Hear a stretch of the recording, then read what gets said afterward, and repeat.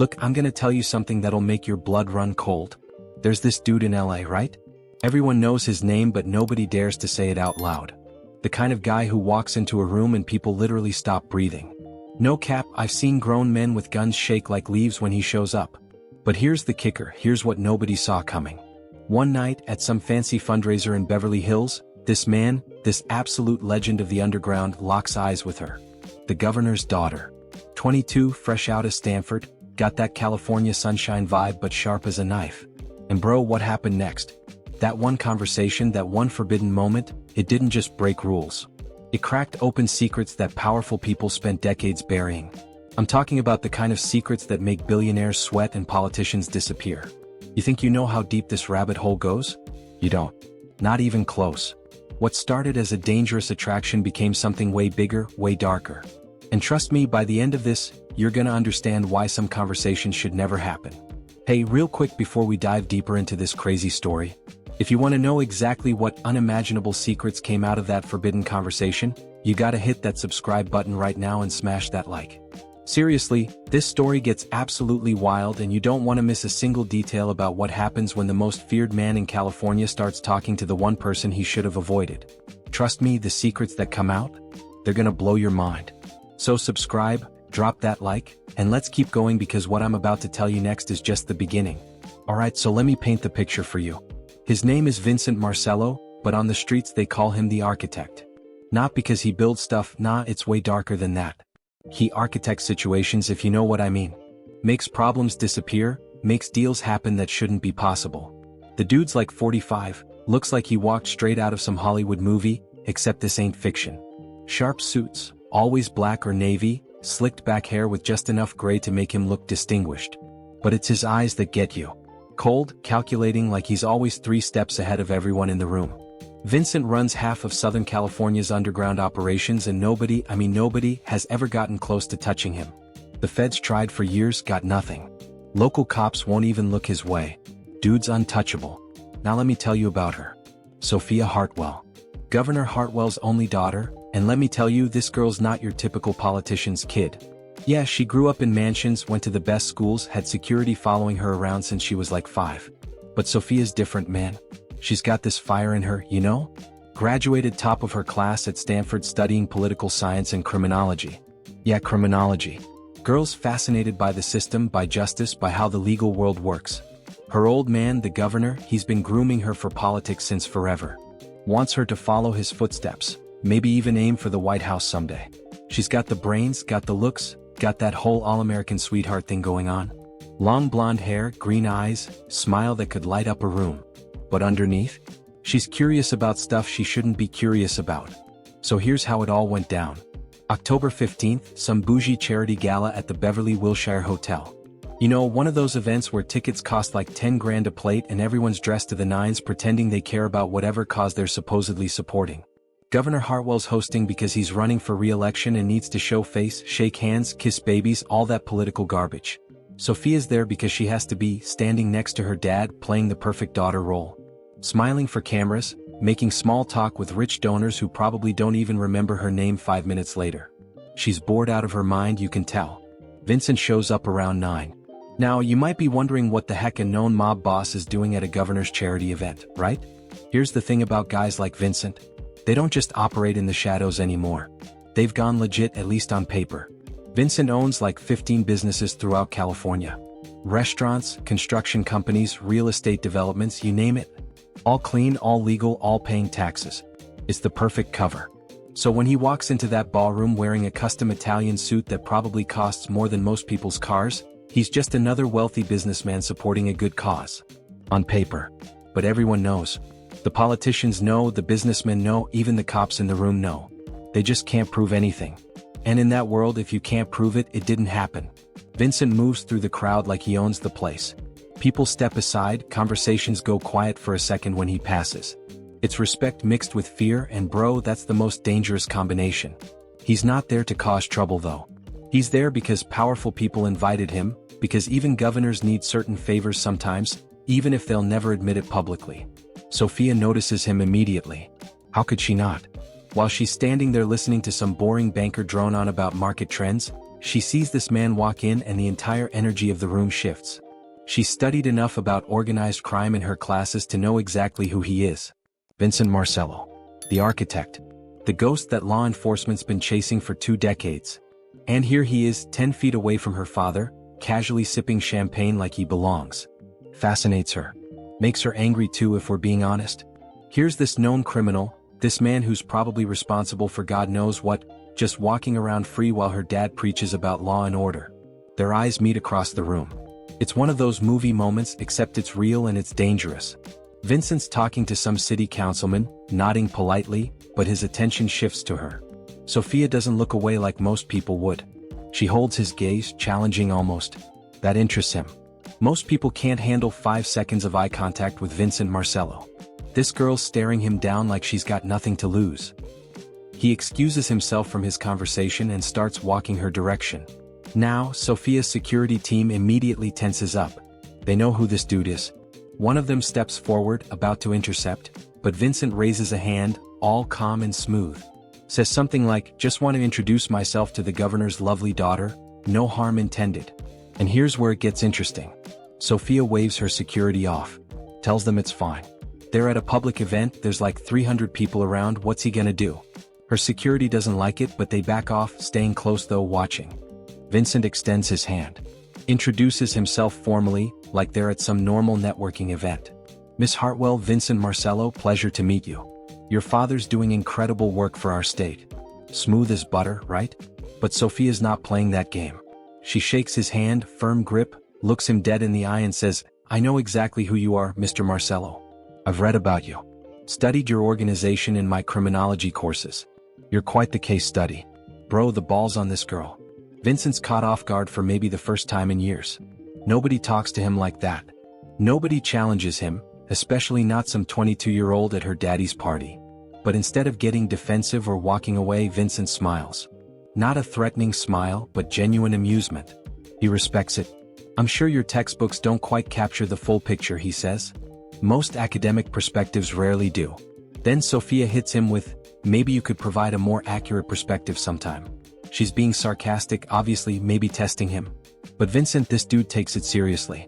Tilts his head slightly, studies her for a moment, then says something that changes everything. "You really want to understand how the world actually works, Miss Hartwell? Not the version they teach you at Stanford or the version your father sells to voters, but the real mechanisms behind power? I'd be happy to enlighten you." Then he hands her a business card. Just his name and a phone number. No company, no title, nothing else. Says, "Call me if you're genuinely curious. If not, enjoy the party." Then he walks away. Just like that. Leaves Sophia standing there holding this card, heart racing, mind spinning. She knows she should throw it away, should tell her dad, should alert security. This is dangerous territory. But something in her, that curiosity, that part of her that's always questioned the system and wanted to see behind the curtain, she pockets the card. Doesn't tell anyone about the conversation. Goes through the rest of the night on autopilot, smiling and nodding, but her mind's somewhere else entirely. She's thinking about Vincent's words. The real mechanisms behind power. What did he mean by that? What does he know that she doesn't? 3 days pass. 3 days where Sophia can't stop thinking about that card burning a hole in her desk drawer. She tries to focus on her work. She's doing this internship at her dad's office, helping with policy research and campaign strategy. But every time she's analyzing some bill or reviewing polling data, her mind drifts back to Vincent's eyes, that knowing smile, those words. The real mechanisms behind power. It's eating at her, man. She's always been the type who needs answers, who can't let mysteries go unsolved. That's probably why she chose criminology in the first place. She wants to understand the dark side of society, the parts most people ignore. Finally, on a Thursday night, she's alone in her apartment in Santa Monica. Her security's outside, she's got privacy. She pulls out that card, stares at it for like 20 minutes, finger hovering over her phone. This is insane, she tells herself. You're the governor's daughter. This man is literally everything your father stands against. But then another voice in her head, maybe the more honest one, says, that's exactly why you need to do this. You need to know the truth. So she calls. Her hands are literally shaking when she dials the number. Vincent picks up on the second ring. His voice is smooth, unsurprised. Miss Hartwell. I was wondering how long it would take. Not if you'd call, but when. That confidence, bro, it's both infuriating and intriguing to her. She tries to sound professional, detached. Says she's interested in understanding certain aspects of organizational crime from a research perspective, purely academic. Vincent laughs, not mockingly, but like he appreciates that she's trying to maintain some kind of professional distance. He tells her to meet him tomorrow night, gives her an address in downtown LA, a restaurant called Nate Oscura. Tells her to come alone, casual clothes, nothing fancy. And here's the kicker, he says, don't tell your security team, don't tell your father, don't tell anyone. If you really want the truth, it requires trust. And trust requires risk. Sophia should hang up right there. Every logical part of her brain is screaming danger. But she doesn't. She agrees. Says she'll be there at 8. Then she hangs up and immediately starts questioning her sanity. What is she doing? Meeting a mob boss in secret? This could destroy her father's campaign, destroy her own future in politics. But something deeper is pulling her forward. Maybe it's rebellion against the perfect daughter image she's maintained her whole life. Maybe it's genuine intellectual curiosity. Maybe it's something else she doesn't want to admit yet. The next night, Sophia tells her security she's staying in, ordering takeout, having a quiet night. They're stationed outside her building like always. But she's got a plan. Her building has an underground parking garage with a back exit that leads to an alley. She uses it sometimes when she wants to avoid paparazzi or just have a normal life for a few hours. She throws on jeans, a simple black top, sneakers. Grabs her dad's old baseball cap, pulls her hair through the back.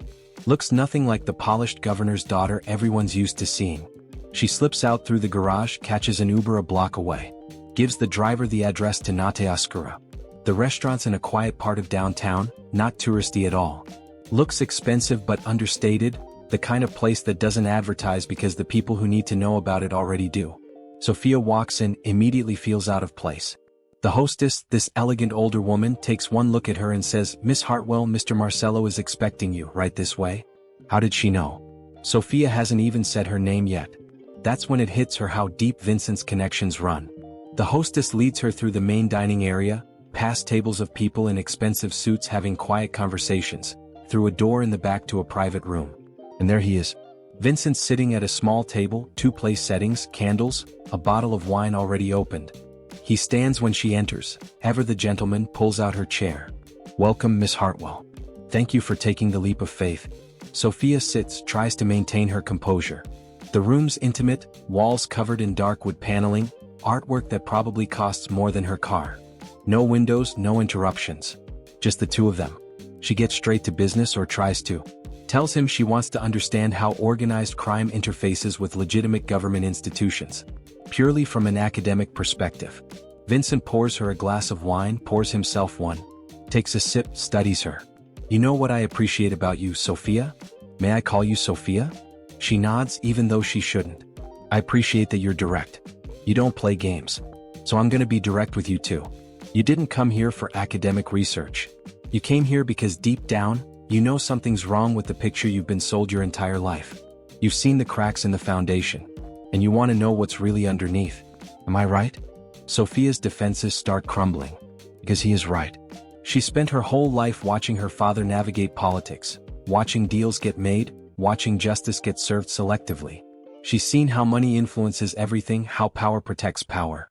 She's questioned it quietly, privately, but never had the courage to confront it directly. Until now. She takes a sip of wine, meets his eyes. "Okay, yes. I want to know the truth. How does it really work? How do people like you operate in plain sight while my father and everyone like him pretends you don't exist?" Vincent leans back, and this is where things start getting real. He tells her that the world she thinks she lives in, the world of law and order and justice and democracy, it's a stage play. A performance for the masses. The real power structure, the actual mechanisms that run society, they exist in the spaces between the official institutions. He explains that men like him don't exist despite the government, they exist because of it. That every major organization, legitimate or otherwise, needs what he provides. Flexibility. Solutions to problems that can't be solved through official channels. Need a union to back off? Need a competitor to suddenly lose interest in a project? Need someone to disappear? That's where Vincent comes in. But here's what really blows Sophia's mind. Vincent starts naming names. Not just small-time politicians, we're talking senators, judges, police chiefs, even federal agents. He tells her about a senator who owes him 3 favors for making a scandal disappear. A police chief who's on his payroll, has been for 15 years. A federal prosecutor who tips him off before raids. He's rattling off this network of corruption like he's reading a grocery list, totally casual. And then he drops the bomb that changes everything. He leans forward, looks her dead in the eye and says, "Your father's part of it too, Sophia." Has been since his first campaign for state assembly 23 years ago. Sophia's world stops. She sets down her wine glass because her hands are shaking. "That's impossible," she says. "My father's built his entire career on anti-corruption, on reform, on integrity." Vincent nods slowly like he expected this reaction. "I know. That's what makes him so good at it. The best players in this game are the ones who publicly oppose everything they privately enable. Your father's squeaky clean image? It's his most valuable asset. Makes him untouchable. Who's gonna suspect the corruption fighter of being corrupt?" She demands proof. She's not gonna believe this without evidence. And this is where Vincent reveals he's been planning this conversation for way longer than 3 days. He pulls out a tablet, slides it across the table. On the screen are documents. Financial records showing wire transfers from shell companies connected to Vincent's organization to campaign funds for Governor Hartwell. Photos of her father meeting with known associates of Vincent at private locations. Recorded conversations, transcripts of phone calls. Years' worth of evidence showing her father's been taking money, taking favors, looking the other way on certain operations in exchange for political support and protection. Sophia's reading through this stuff and her entire reality is cracking apart. There's her dad, the man who taught her about honor and service and doing the right thing, literally coordinating with criminals. Discussing territory divisions, profit sharing, protection arrangements. One transcript shows him warning Vincent about an upcoming federal investigation, giving him time to clean up evidence. Another shows him accepting a $2 million donation to his re-election campaign, money that's been laundered through 4 different companies but originated from drug trafficking proceeds. She looks up at Vincent, tears in her eyes now, voice shaking. "What? Why are you showing me this? What do you want from me?"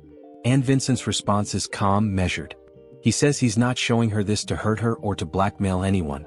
He's showing her because she asked for the truth, and the truth is never pretty. But more than that, he's showing her because there's something bigger happening, something that involves her father, something that's about to put a lot of innocent people in danger. And Sophia, whether she likes it or not, she's about to be right in the middle of it. Okay, pause for a second. What are you thinking right now? This story's getting intense, right? Drop a comment below and tell me, what would you do in Sophia's position? Would you confront your father? Would you trust Vincent? Have you ever discovered something about someone you love that completely changed how you see them? Share your story in the comments. I want to hear what you think. Your comments seriously help me keep bringing you stories like this one. And trust me, you need to stick around until the end because what happens next is gonna flip everything you think you know about this situation. The secrets go way deeper than you imagine. Vincent lets her process for a moment, watches her world crumble in real time. Then he continues, and bro, what he reveals next is absolutely insane. He tells Sophia that her father's not just another corrupt politician taking bribes and looking the other way. No, it's way more complex than that. Governor Hartwell's been playing both sides for over 2 decades. He's been working with Vincent's organization while simultaneously building relationships with a rival faction, a Mexican cartel that's been trying to expand their operations into Southern California. Her dad's been promising each side that he's exclusively loyal to them, taking money and favors from both, creating this insane balancing act that's about to collapse. Here's where it gets darker. Vincent explains that 3 weeks ago, the cartel discovered Governor Hartwell's been feeding information to federal agents about their operations. Not all the information, just enough to look like he's doing his job, enough to maintain his corruption fighter image. But the cartel found out. They've got their own people inside law enforcement, inside the governor's office even. And they're not happy. We're talking about people who don't negotiate, who don't forgive, who solve problems with violence. Vincent leans forward, his voice gets serious in a way that makes Sophia's blood run cold. He says, "They've put a price on your father's head. $500,000. And they're not just targeting him. They're targeting his family too. They want to send a message." Sophia's face goes white. "You mean they're coming after me? After my mother?" Vincent nods slowly. "That's exactly what I mean. There's already been movement.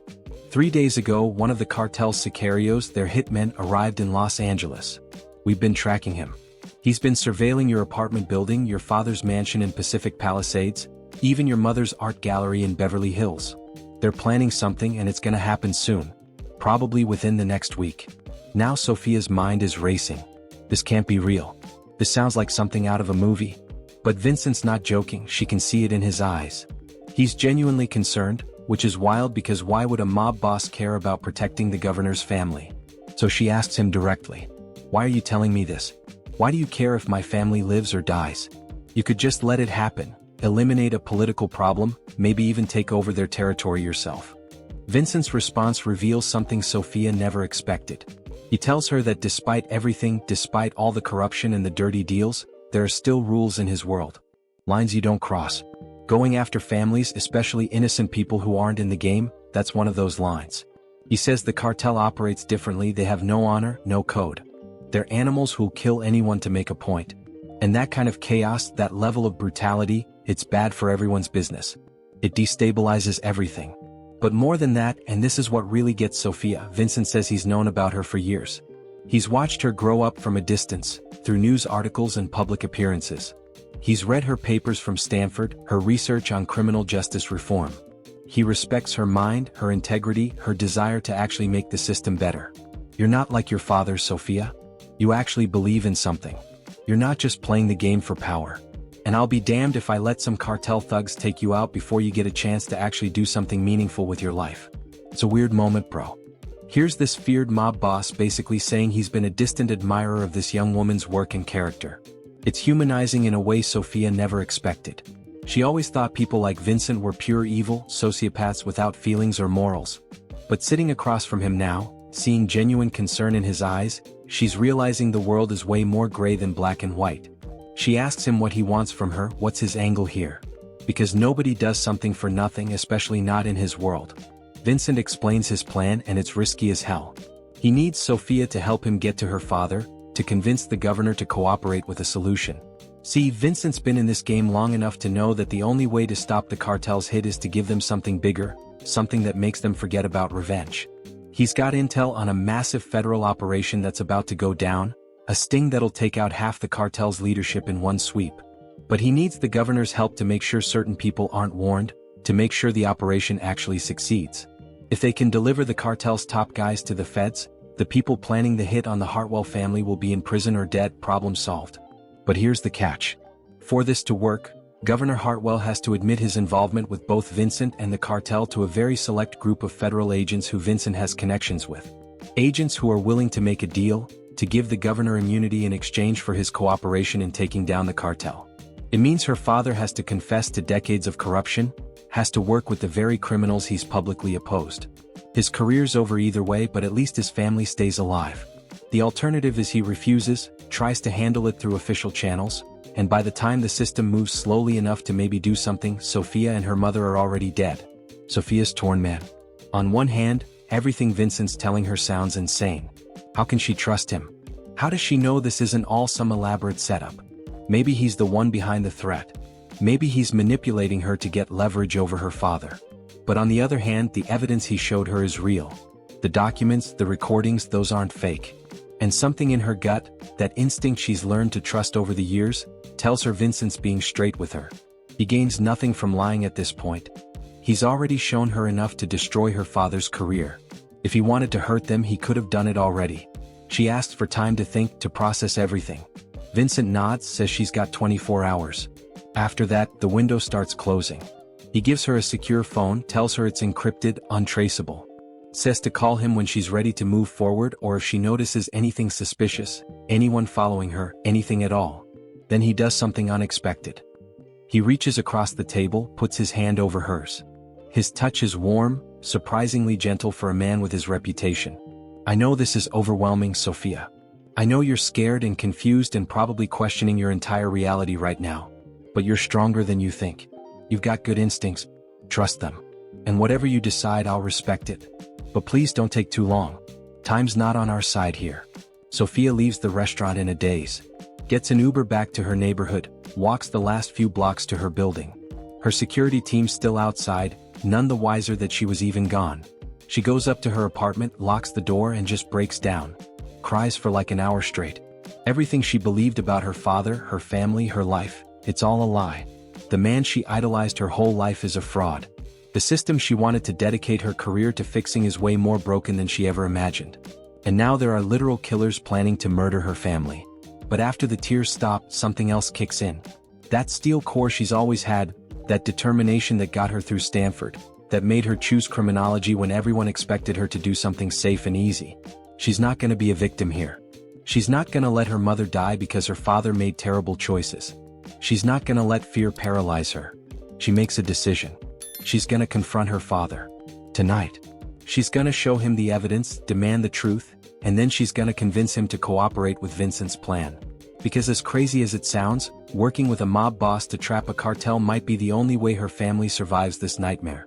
She grabs the secure phone Vincent gave her, holds it tight. Tomorrow morning she's calling him. But first, she needs to face her father and watch him try to explain away 23 years of lies. That conversation's gonna hurt like hell, but it has to happen. The clock's ticking, and Sophia Hartwell's about to step into a world way more dangerous than any classroom ever prepared her for.